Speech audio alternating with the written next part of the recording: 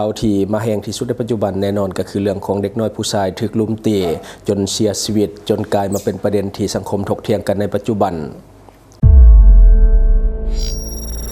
Time to share D+ ผลิตภัณฑ์ปกป้องตับจากเครื่องดื่มแอลกอฮอล์สวัสดีท่านผู้ชมกลับมาพบกับรายการทำทูแชร์สำหรับหัวข้อข่าวที่เราอยากจะนำเสนอในมื้อนี้ก็คือประเด็นฮ้อนในสังคมลาวซึ่งว่าชาวโซเชียลกำลังติดตามข่าวในอย่างใกล้ชิดและเราเองก็ติดตามมาหลายวันแล้วที่จริงก็เกิดขึ้นประมาณ 2-3 วันแล้วแต่ว่าข้อมูลมันอาจจะยังบ่ชัดเจนและก็ยังบ่มีการยังยืนข้อมูลจากเจ้าหน้าที่ที่เกี่ยวข้องแบบเป็นทางการก็เลยยังบ่ทันได้นำเสนอเถื่อแต่ว่ามื้อนี้ก็คือมีเพจใหญ่ก็คือเพจหนังสือพิมพ์ลาวพัฒนาที่ว่าเขาเจ้าได้สรุปหรือว่าสังรวมข้อมูลเอาไว้กันเลยว่านำมาเสนอต่อเพราะว่าเรื่องนี้เป็นเรื่องละเอียดอ่อนในสังคมเพราะว่ามันเป็นข่าวที่สังคมกำลังจับจ้องและก็ติดตามความคืบหน้าอย่างใกล้ชิดเพราะว่ามันเกิดขึ้นกับเด็กน้อยและก็เป็นเด็กน้อยที่มีปมด้อยทางครอบครัวก็คือครอบครัวอาจจะบ่ได้สมบูรณ์ปานใดซะนั้นจึงเฮ็ดให้สังคมค่อนข้างที่จะติดตามข่าวนี้อย่างใกล้ชิดโดยซึ่งว่าทางหนังสือพิมพ์ลาวพัฒนาเพิ่นได้พาดหัวข่าวว่าสังคมกำลังสนใจสาเหตุการเสียชีวิตของน้องเอและก็ยอดเงินที่สังคมโอนช่วยเพื่อปิ่นปัวน้องเออันนี้ก็คือเพิ่นได้ตั้งคำถามขึ้นมาวันที่ 6 พฤศจิกายน ปี 2025 ญาติของน้องเอได้โพสต์ภาพของน้องเออายุ 7 ปี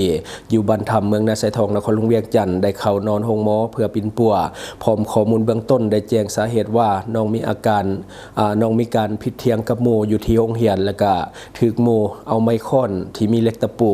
ก็คือฟาดใส่หัวน้อง1 บาทและก็บาดเจ็บสาหัสและก็ได้เสียชีวิตในวันที่ 8 พฤศจิกายน ปี 2025 ที่ผ่านมาในช่วงเวลาที่น้องเข้าปิ่นปัวอยู่โรงหมอนั้นได้มีการเปิดรับบริจาคช่วยเหลือค่าปิ่นปัวน้องและมีคนจำนวนหลายได้โอนเงินช่วยเหลือค่าปิ่นปัวของน้องแต่ก็บ่สามารถที่จะช่วยชีวิตน้องไว้ได้และน้องได้เสียชีวิตอย่างสงบและก็จะมีการจัดพิธีสงสการในวันที่ 10 เดือนพฤศจิกายน ปี 2025 ก็คือมื้อนี้ต่อเหตุการณ์ดังกล่าวยังบ่มีการออกมายืนยันข้อมูลที่แท้จริงจากเจ้าหน้าที่หรือว่าครอบครัวของน้องเอว่าเป็นการทำให้ห่างกายแท้หรือบ่และสังคมกำลังให้ความสนใจในสาเหตุที่แท้จริงของอาการบาดเจ็บของน้องเอและการเสียชีวิตของน้องเอและยอดเงินบริจาคที่คนในสังคมช่วยกันโอนค่าปิ่นปัวน้องเอตอนยังมีชีวิตอยู่และก็หลังเสียชีวิตว่าเงินที่เป็นยอดบริจาคแท้ๆทั้งหมดเท่าใดต่อการตั้งข้อสังเกตและข้อสงสัยของสังคมคาดว่าจะมีการชี้แจงและเปิดเผยข้อมูลทางการชันสูตรจากหน่วยงานที่เกี่ยวข้องไวๆนี้และคาดว่าจะมีการเปิดข้อมูลยอดเงินที่สังคมโอนช่วยน้องเออันนี้ก็คือข้อมูลคร่าวๆแต่ก็ยังบ่ชัดเจนเทื่อนว่าสาเหตุการเสียชีวิตที่แท้จริงของน้องเอเกิดขึ้นจากส่วนใดแท้เพราะว่าเบื้องต้นให้ฮู้เพียงแต่ว่าน้องถูกลุมทำร้ายจากเพื่อนรุ่นเดียวกันที่ว่าไปอยู่โรงเรียนแต่ว่าบางข้อมูลก็ออกมาคนละแบบโดยซึ่งว่ามันเฮ็ดให้เกิดความสับสนแล้วก็ยังบ่มีความชัดเจนเกี่ยวกับเรื่องนี้แม้แต่ว่าเพจใหญ่ๆเพิ่นก็ยังบ่ทันได้ชัดเจนเพราะฉะนั้นต้องรอติดตามความคืบหน้าต่อไปเพราะว่าประเด็นนี้ถือว่าสังคมให้ความสนใจค่อนข้างที่จะหลายข่าวนี้ได้รับความสนใจแบบตั้งแต่มือทำอิฐที่ลงจนฮอดปัจจุบันก็ถือว่ายังอยู่ในความสนใจเนื่องจากว่าน้องเอนี่ตามข้อมูลเบื้องต้นเพิ่นบอกว่าเป็นเด็กกำพร้าพ่อแม่ก็คือบ่ได้อยู่นำกันแต่ว่าอยู่กับแม่ตู่คนเดียวก็คือพ่อก็ไปปฏิบัติพันธะทางกฎหมายก็คือเข้าไปทางในและก็แม่เองก็ไปสร้างครอบครัวใหม่อันนี้คือข้อมูลเบื้องต้นที่ว่าไลฟ์แฟนเพจเขาเจ้าได้นำเสนอและก็ได้เอาลงเอาไว้ในโซเชียลทุกวันนี้น้องเออยู่กับแม่ตู่ตามลำพังพ่อแม่บ่ได้อยู่นำอันนี้คือข้อมูลแต่ว่าตอนนี้น้องได้เสียชีวิตไปเป็นที่เรียบร้อยบัดนี้เรื่องการตายหรือว่าเรื่องการเสียชีวิตของน้องเอยังคงเป็นข่าวที่มาแห้งและต้องได้พิสูจน์ความจริงกันอีกต่อไปเพราะว่ามันมีหลายอย่างที่ยังบ่ทันได้ชัดเจนแทบจะบ่มีเรื่องได้ชัดเจนจักเรื่องเลยในตอนนี้แต่ว่ากลายเป็นข่าวที่โด่งดังที่แน่ๆมีอยู่อย่างเดียวก็คือน้องเสียชีวิตไปแล้วข่าวมาหลายแบบข่าวนึงว่าถูกตีอยู่โรงเรียนและอีกข่าวนึงว่าตีอยู่เฮือนดีโดยซึ่งว่าค่อนข้างที่จะสับสนกับเรื่องของที่มาของข่าวแต่ว่าตอนนี้ก็ยังบ่ฟันธงเทื่อบ่ว่าจะถูกตีอยู่ไสก็ตามสุดท้ายคือน้องเสียชีวิตคือน้องเสียชีวิตแล้วในปัจจุบันและก็จะส่งสการในมื้อนี้ก็คือวันที่ 10 เดือน 11 ปี 2025เบื้องต้นข่าวออกมาว่าครอบครัวคู่กรณีก็คือบ่รับผิดชอบอันนี้ก็คือข่าวที่มันออกมาบางแฟนเพจเขาเจ้านำเสนอไปว่าครอบครัวของผู้ที่ว่าเป็นคู่กรณีหรือว่าผู้ตีบ่ยอมรับผิดชอบแต่ว่าข่าวออกมาล่าสุดบอกว่าเรื่องราวจบโดยดีอันนี้ก็สร้างความสับสนให้สังคมค่อนข้างหลายคือกัน เนาะเพราะว่าเบื้องต้นว่าบ่รับผิดชอบแต่ว่าหลังๆมานี่บอกว่ารับผิดชอบและจบลงด้วยดี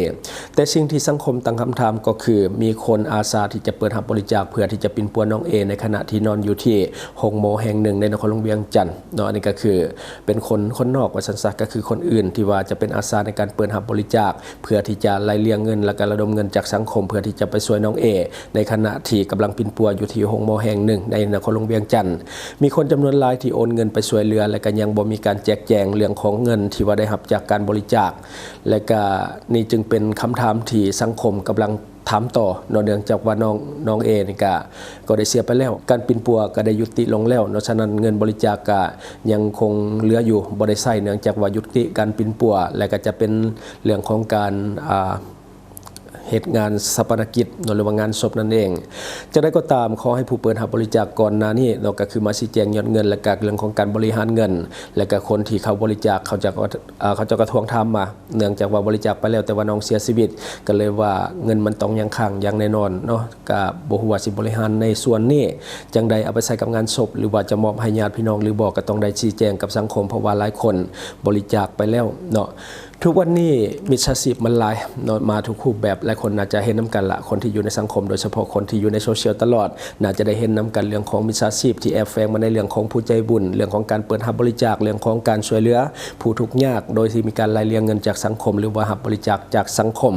ลักษณะการเปิดรับบริจาคช่วยคนทุกข์ยากหรือว่าคนที่แบบเป็นศพไร้ญาติหรือว่าศพที่บ่มีญาติพี่น้องว่าสินะก็จะหลายขึ้นฉะนั้นต้องได้เฮ็ดทุกอย่างให้มันเคลียร์และก็ตรวจสอบได้ที่มาที่ไปของเงินบริจาคเวลาเขาจะเปิดเขาต้องเฮ็ดให้มันถูกต้องมีเอกสารต่างๆให้มันครบสุดก่อนที่จะเปิดได้บ่แม่นว่าเขาอยากเปิดและเปิดสุดท้ายแล้วปัญหามันจะตกใส่ตัวเองเนาะมันมีหลายเคสที่มีมิจฉาชีพเอารูปของผู้ขอหายไปเปิดรับบริจาคเข้าบัญชีตัวเองเพื่อหาผลประโยชน์กับคนที่เป็นคนถือขอให้เนาะแต่ว่าเอาภาพเขาจะไปเปิดรับบริจาคสุดท้ายและเงินเข้ากระเป๋าตนเองที่จริงการเปิดรับบริจาคสามารถที่จะเฮ็ดได้แต่ว่ามันต้องมีแนวทางปฏิบัติให้มันถูกต้องหนึ่งก็คือต้องไปถามความยินยอมจากครอบครัวของผู้ขอให้แล้วก็ไปยังยืนจากอำนาจการปกครองก็คือบ้านหรือว่าของการที่เกี่ยวข้องเป็นลายลักษณ์อักษรแล้วก็มีลายเส้นความหมายก็คือต้องไปถามครอบครัวเขาเจ้าว่าต้องการให้เปิดรับบริจาคหรือบ่ถ้าว่าครอบครัวเขาเจ้าทุกข์ยากแท้อยากจะเปิดแท้ต้องไปยังยืนผ่านในบ้านต้องเซ็นรับรองว่าครอบครัวนี้ทุกข์ยากแท้แล้วก็เปิดรับบริจาคแท้เนาะก็คือสามารถที่จะเฮ็ดได้ต้องมีคณะกรรมการบริหารเงินเพื่อที่จะได้ใช้เงินบริจาคตามเป้าหมายตัวอย่างคือรับบริจาคมาแล้วเนาะก็ต้องได้มีคณะกรรมการที่จะมีการเบิกใช้เงินเบิกจ่ายเงินก็ต้องมีคณะกรรมการเพื่อให้เงินที่รับบริจาคมาแล้วใส่เข้ากับเป้าหมายตัวอย่างคือปิ่นปัวก็ต้องใส่กับการปิ่นปัวเท่านั้นถ้าว่าจะเป็นงานศพตัวอย่างคือรับมาเพื่อที่จะปิ่นปัวน้องแต่ถ้าว่าน้องบ่อยู่แล้วสินะก็ต้องได้โอนไปในส่วนของงานศพต่อไปถ้าว่ามันยังเหลือก็ต้องมอบให้ครอบครัวผู้ที่ว่าเสียชีวิตต่อไปอันนี้เป็นสิ่งที่ถูกต้องการเปิดบัญชีร่วมหรือว่าเป็นบัญชีของผู้ปกครองก็ได้คือกันคือมันจะโปร่งใสกว่าแต่ว่าต้องมีคณะกรรมการในการใช้จ่ายเงินบางทีโอนเข้าบัญชีของพี่น้องไปใช้จ่ายแนวอื่นบางทีโอนไปให้ปิ่นปัวแต่สุดท้ายไปซื้อรถซื้อลังหรือว่าไปซื้อเงินซื้อคำแบบนี้บ่ถึกเป้าหมายเนาะอาจจะมีความผิดได้กรณีครับเพื่อปิ่นปัวแล้วผู้บาดเจ็บเสียชีวิตไปก่อนอย่างที่มันเกิดขึ้นกับน้องเอในปัจจุบันก็คือต้องได้โอนไปในส่วนของงานศพต่อไปอันนี้คือสิ่งที่ถูกต้องถ้าว่าเงินมันยังเหลือก็ต้องโอนให้ญาติพี่น้องเขาต่อไปจะบ่เป็นผลประโยชน์ของคนที่รับบริจาคเนาะต้องเอาไปให้เขาหมดแต่ละขั้นตอนเนาะต้องได้โปร่งใสและก็ตรวจสอบทุกธุรกรรมของการเงินเรื่องของการใช้จ่ายจะเบิกจ่ายยังก็ต้องมีคณะกรรมการรับผู้มันต้องเคลียร์ทุกวันนี้หลายคนเนาะอาศัยความสงสัยของคนอื่นเป็นบ่อนหาผลประโยชน์ใส่ตนเองนี่แหละอย่างที่มันเกิดขึ้นก็คือเอาภาพของเขาเจ้าไปเรียรายรับเงินบริจาคจากสังคมสุดท้ายบ่ได้ให้เขาเจ้าเอาเงินเข้ากระเป๋าตนเองก็จะมีความผิดฉะนั้นฝากเตือนผู้ใจบุญทั้งหลายเนาะก่อนที่จะบริจาคให้ไฟต้องเช็ครายละเอียดให้ดีๆเพราะว่าถ้าว่าเฮาให้มิจฉาชีพมันก็จะเป็นการส่งเสริมให้คนเรานี่เหตุสิ่งที่บ่ดีเพิ่มขึ้นในสังคมเนาะฉะนั้นต้องเช็คข้อมูลให้ละเอียดแล้วก็เช็คบัญชีสื่อผู้รับอย่างต่างๆให้มันละเอียดก่อนที่จะโอนบ่ว่าน้อยหรือหลายสุดท้ายแล้วถ้าว่าเฮาโอนเข้าไปบัญชีมิจฉาชีพมันก็คือการส่งเสริมให้เขาเจ้ากระทำผิดหลายขึ้นเนาะถ้ามีความคืบหน้าเกี่ยวกับเรื่องนี้เฮาเองจะรายงานเพิ่มเติมเนาะเพราะว่าตอนนี้ข้อมูลยังบ่มีหยังชัดเจนจักอย่างเลยก็คือที่ชัดเจนก็มีแต่อย่างเดียวก็คือน้องเสียชีวิตแล้วแต่ที่แน่ๆก็คือเรื่อง ประเด็นสาเหตุการเสียชีวิตหรือว่าข้อมูลเรื่องของการรับผิดชอบตอนนี้ยังบ่มีเถื่อนอกจากนั้นก็ต้องติดตามนำกันต่อไปถ้าว่ามีความคืบหน้าแท้ๆเราจะนำเสนอต่อและทั้งหมดก็คือสิ่งที่เราอยากจะนำเสนอในมื้อนี้หวังว่าท่านจะได้รับสาระดีๆสำหรับท่านที่มาเบิ่งรายการเราอยู่คิดเห็นจะได้กับสิ่งที่มานำเสนอไปก็อย่าลืมฝากไว้ภายใต้คอมเมนต์ของเราและข้าพเจ้าจะเข้าไปอ่านด้วยตนเองขอขอบใจบริษัทเพชรสุขมิไซเจริญทรัพย์จำกัดผู้เดียวบริการก่อสร้างครบวงจรหับสำรวจพื้นที่ก่อสร้างและให้คำปรึกษาโครงการหับออกแบบโครงการต่างๆทั้งแบบ 2D และ 3D การบริการคิดไล่และการประเมินโครงการก่อสร้าง